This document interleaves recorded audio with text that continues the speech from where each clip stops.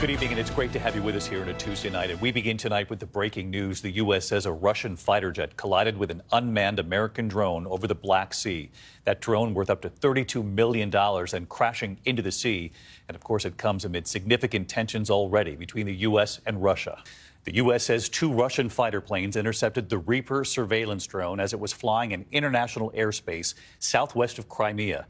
They say Russian pilots harassing the drone for 30 minutes, the White House calling the pilots reckless, dumping fuel on the drone, making 19 close passes. One of the jets hitting the drone's propeller, forcing it down. Russia says the U.S. is to blame tonight and that their jet never hit the drone. ABC's chief global affairs correspondent Martha Raddatz leading us off tonight.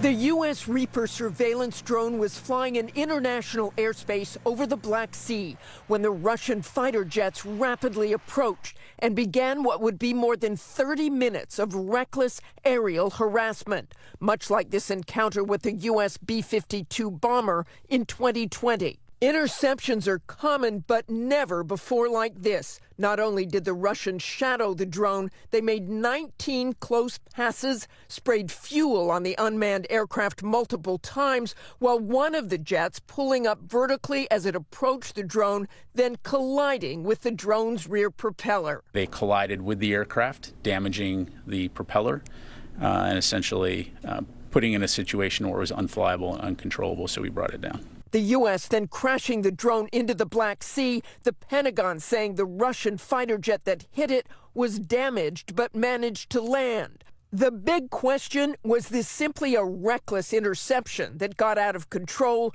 or was the collision done on purpose? It's clear that it was unsafe, unprofessional, and I think the actions speak for themselves. The Russians are claiming the drone was flying southwest of the Crimean Peninsula toward Russia's border and crashed because of sharp maneuvering, and that the Russian jets never came into physical contact with the drone. The Pentagon says the downed drone has not been recovered by either side.